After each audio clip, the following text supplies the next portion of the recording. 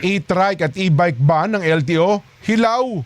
Hilaw daw po ang implementasyon ayon sa grupong Lawyers for Safety for Commuter Safety and Protection.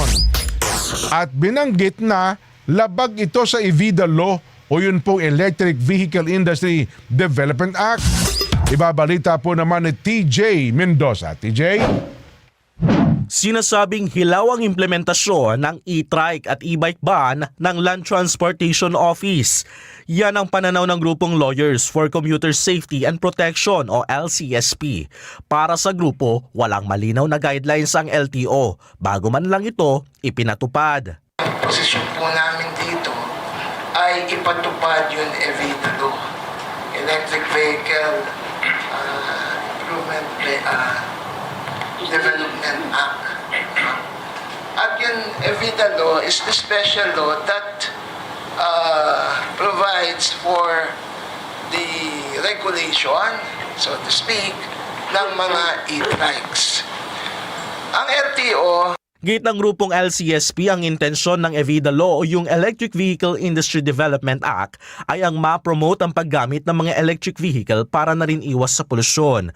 Pero ang bagong kautusan ng LTO na magbabawal sa mga e-trike at e-bike sa mga pangunahing kalsada, tila taliwas sa gusto ng batas. We have the promulgation, uniform and streamlined policies that and rules and requirements through the attached agency on the used operation, inspection, and registration of electric vehicles. Ipinaliwanag rin ng LTO na gumagamit na sila ng persuasive approach sa mga 50 kilos or less na e-vehicles at dapat ay shared lanes sa mga yan sa bike lanes. Samantalang ang more than 50 kilos raw ay dapat rehistrado at hindi maaaring dumaan sa bike lanes. Pero ang grupong LCSP may buwelta riyan. at dun sa EVIDA Law, there's specific provisions there na yung e-trikes, no? Sabi ng batas, hindi kailangan i-rehistro.